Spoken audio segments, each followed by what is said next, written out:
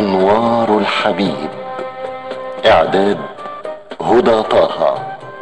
تقديم هبة عاشور.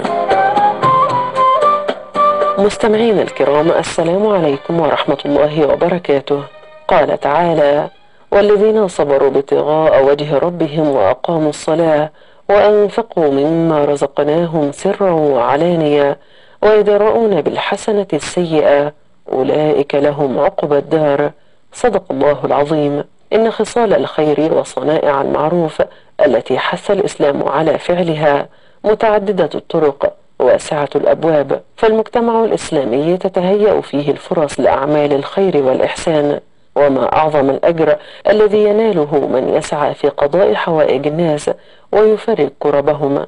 قال الحبيب صلى الله عليه وسلم: من كان في حاجة أخيه كان الله في حاجته، ومن فرج عن مسلم كربة فرج الله عنه بها كربة من كرب يوم القيامة، ومن ستر مسلما ستره الله يوم القيامة.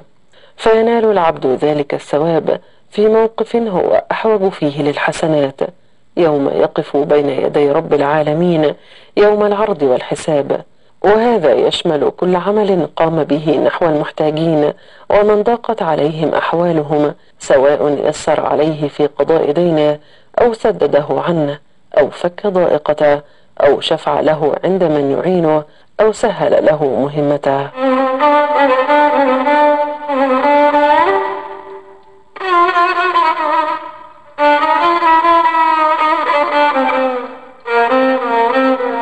لقد بين رسولنا الكريم صلى الله عليه وسلم أن من عباد الله من أوجد الله عز وجل فيه صفة مساعدة الناس وقضاء مصالحهم وتلمس احتياجاتهم، ولذا فإن هؤلاء يلجؤون إليه بعد الله تعالى لعونهم ومساعدتهم. فقد روي عنه صلى الله عليه وسلم أنه قال: إن لله أقواما يختصهم بالنعم لمنافع العباد يقرهم فيها ما بذلوها، فإذا منعوها نزعها منهم فحولها إلى غيرهم. إن مساعدة الآخرين وعونهم التي دعا الإسلام إليها لا تتوقف عند حد، ولا تختص بقريب أو صديق، ولا بوقت دون آخر، بل كلما سنحت الفرصة للعون والمساعدة وكان المسلم قادرا على فعلها وقضائها فحري به أن يسارع إلى تقديمها، فإن ذلك مما يؤلف القلوب ويقرب النفوس ويضفي على العلاقات رباطا قويا من المودة والمحبة والأنس.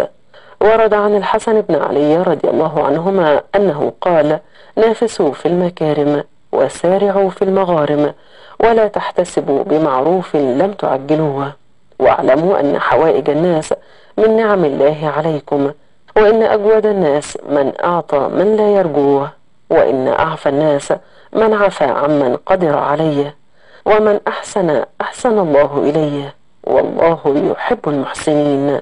فاللهم اجعلنا من عبادك المحسنين وتقبل منا يا رب العالمين.